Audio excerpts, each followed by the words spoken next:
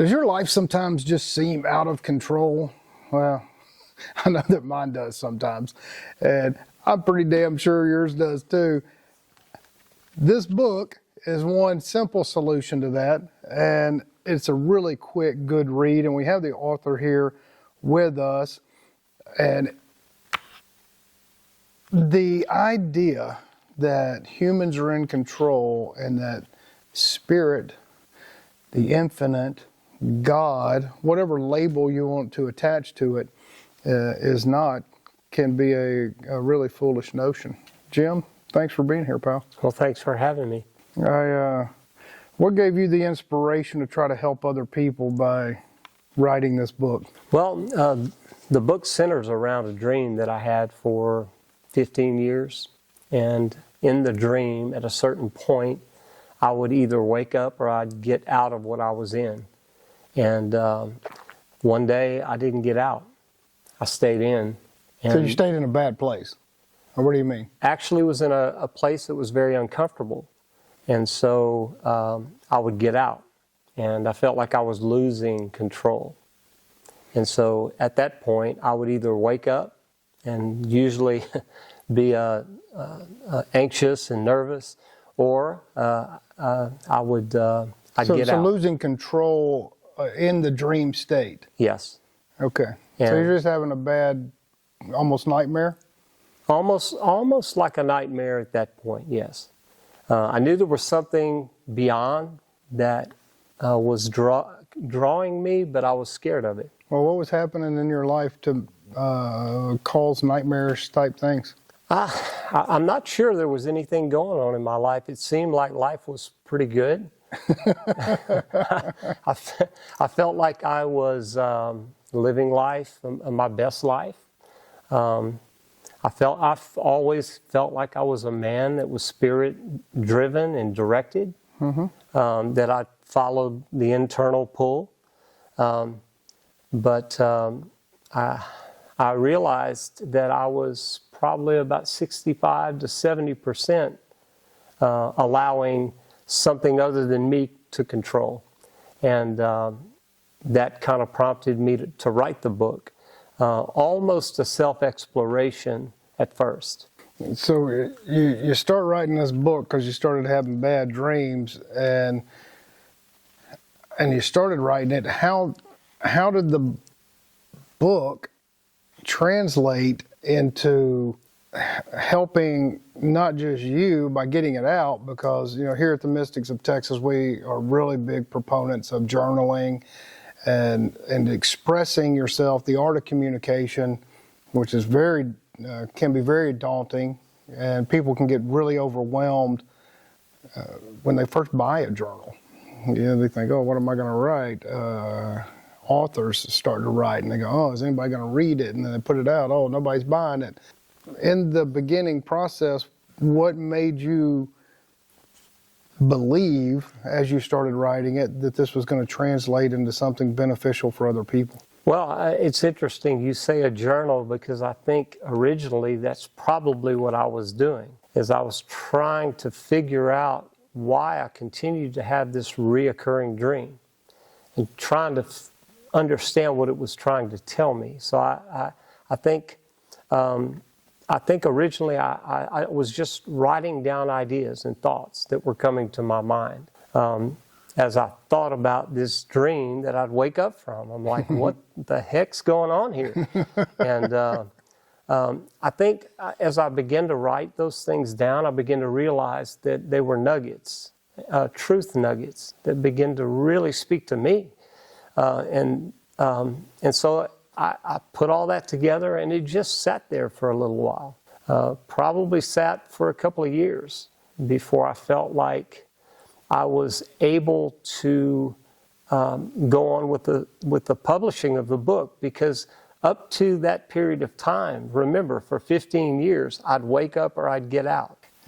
So whenever you're writing this down in kind of a journal form, what was the catalyst that made you want to put it into a book form for the world? Okay. So I'm journaling and I'm putting all this down and trying to figure out what's going on.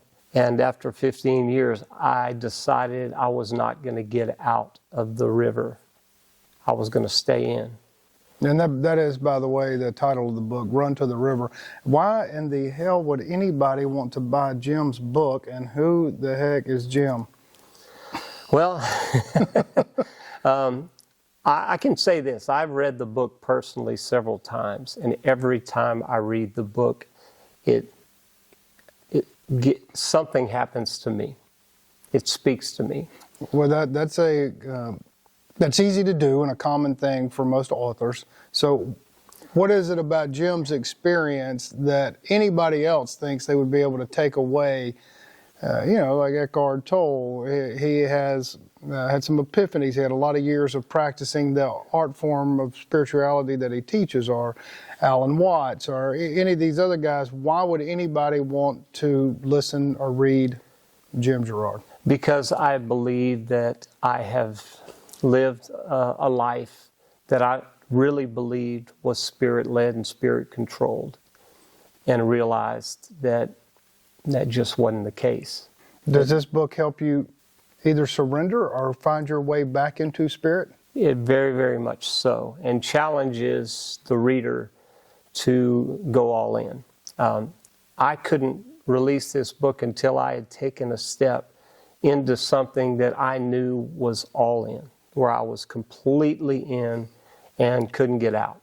Because this is going to take you on a journey that's very interesting, but it's going to take you into a journey, and then it will take you into many, many, many life lessons that challenge your thinking, challenge your thought, challenge my belief system. Well, speaking of challenge, I'd like to challenge all of y'all to do something different and be good stewards of your body and be good stewards of the land by supporting us in Sinless products, which Sinless is the supporter of Mystics of Texas. So if you like and resonate with this, please go to sinlessnow.com. Tired of putting chemicals and dyes on your skin every day? It's time for a simple, healthy change that lasts. Meet Sinless, a purely natural deodorant that is kind to you and the planet. No toxins, no mystery ingredients, just all-day odor protection you can trust. Click the link, make the switch today. And so challenging everybody else, challenging how would this book, if I'm on the fence line of thinking, well, there may be a spirit, there may not be a spirit. I used to go to church, and church is BS, so, but you're still feeling this kind of void, like a lot of people are feeling, that I notice around, and I see a lot of people. How does this book guide them back to themselves and to spirit? Okay, well, one of the beauties of getting the book now is you can read the reviews. The reviews come from people that have read books that are 1,000 pages, or people that hate to read. And so, and some very, very smart people, smarter than I am, who have read the book and said this, that they may judge a book by an aha moment. They read a whole book and they're looking for one moment, and they'll say they got several from this book. People that read 1,000-page books have said they relate to the story. It's so cool to see how many people have said that they feel like that's where they are and were in life. And so it enabled them to take a step deeper in their spiritual journey, regardless if it was Christian or if it were Buddhist or it were whatever, spiritualists. I've had people that are agnostics and people that are atheists that have read the book and have actually gained greatly from reading the book because they can relate to the story. That's the other beautiful thing. This is kind of a novel, kind of not novel. It's truth, but it's through a story, a dream. And the dream is what I saw. And so it's pretty cool. Well, to have people relate to your book is obviously a big deal. I have read the book. I read it several months ago, and I did leave a review. And it's a quick read for somebody who reads a lot, like I do. And I found it to be very insightful for people that don't read. Like if you're sitting at home and you really prefer just watching a documentary instead of picking up a book, like most people do, you could really sit down in a morning and go through this in an hour and a half and find it pretty insightful, and you would probably be able to relate to it really well. It's not a technical book that's just going to overwhelm you. You are going to flow with the story, and you will ultimately run to the river. Mm-hmm. It was.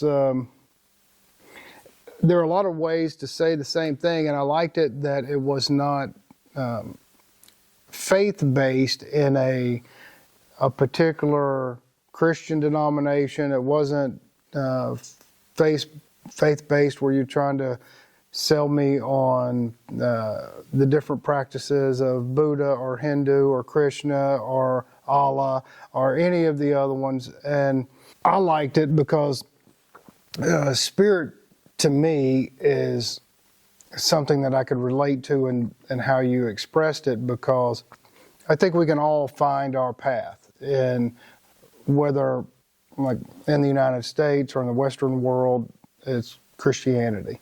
There are a lot of people that have fallen away from the Christian church but are still attached to Jesus. And is there anything wrong with that? Well, of course not. No. There are a lot of people that find their spiritual path through the culture that they were born into.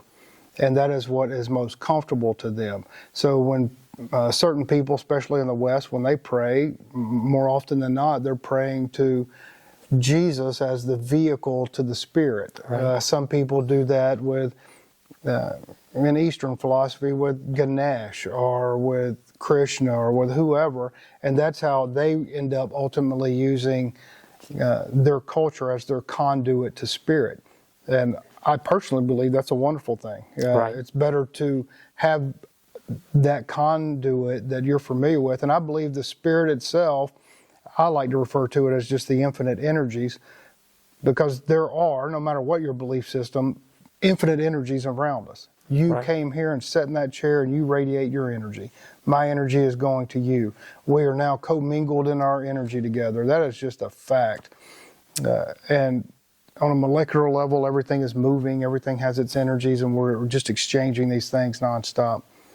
And so I like the idea that you are subtly saying in the book is that the Spirit is more than what the human mind really can comprehend. Yes, yes. And the Spirit has been, for me, a go-to in many, many situations and circumstances in life to make decisions or to draw me into a particular place that may not make any human sense to me at all.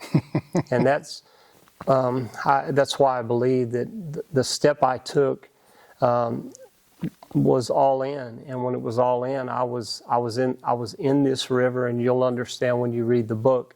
But I was in this river, and number one, I couldn't get out, but I didn't want to get out, and I knew my step in was going to be all in, but I couldn't write or release the book until I personally made that step, and so I'm living the book. And it's so interesting to see how many people are living or relating to the what's written in Run to the River. Well, one of the things that I like about it so much, because here at the Mystics of Texas, we are a universal church. And yes. So everybody can, no matter what your belief is, because just like I stated a minute ago, I don't believe the eternal, the infinite that we cannot wrap our minds around is going to come down and say, oh, you didn't believe in how Muhammad did this, or with Allah. You don't believe in how Jesus, blah, blah, blah. Y'all are all burning. Y'all are all dying, you infidels. I just don't believe that is true.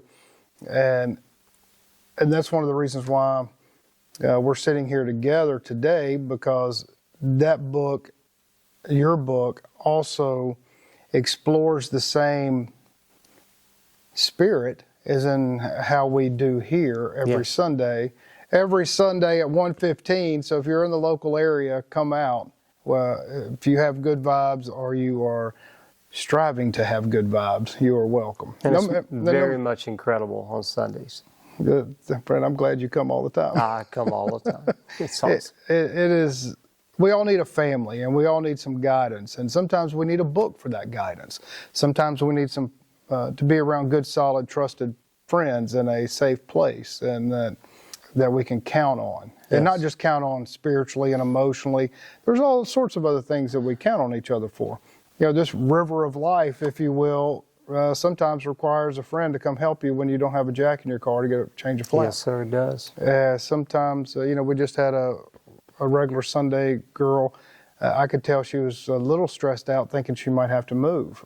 She didn't have she was upgrading into a new place. So if she's upgrading into a new place, well, you know, we got a pretty nice sized group that comes out here, and I'm pretty sure we can round up some people and load up my truck and a trailer. Yes. We can go over there and spend a couple of hours helping her where it would have taken her a week. Right. You know, and we'd just go over there and do it in a couple of hours, have a nice meal and laugh and cut up and lift each other's spirit, much like your book does. Yes. And that is it's a powerful thing. And I believe that we need to promote people like you that are doing those things, like are expressing in ways and talking about it here, talking about it in your book, and then also living by example by coming to groups like this. Right. And helping people where we can. I completely agree with that. And one of the reasons that I took the time to put the book out. So it was, I think, something that I was very drawn to do. And I believe it's timely. I think it's written and released for this time for a reason. Well, I would encourage all of y'all to go to Amazon. There will be a link below to get it. And also check out the link of Mystics of Texas. And if you like any of our other videos, and if you like this, then support us by supporting our sponsor, sinlessnow.com, where you can sin less against yourself and sin less against Mother Nature by using pure natural products. And that's the book. Go get it. It's awesome. Thanks, Jim, for doing this with me. Thank you. I love you, brother. Love you too, man.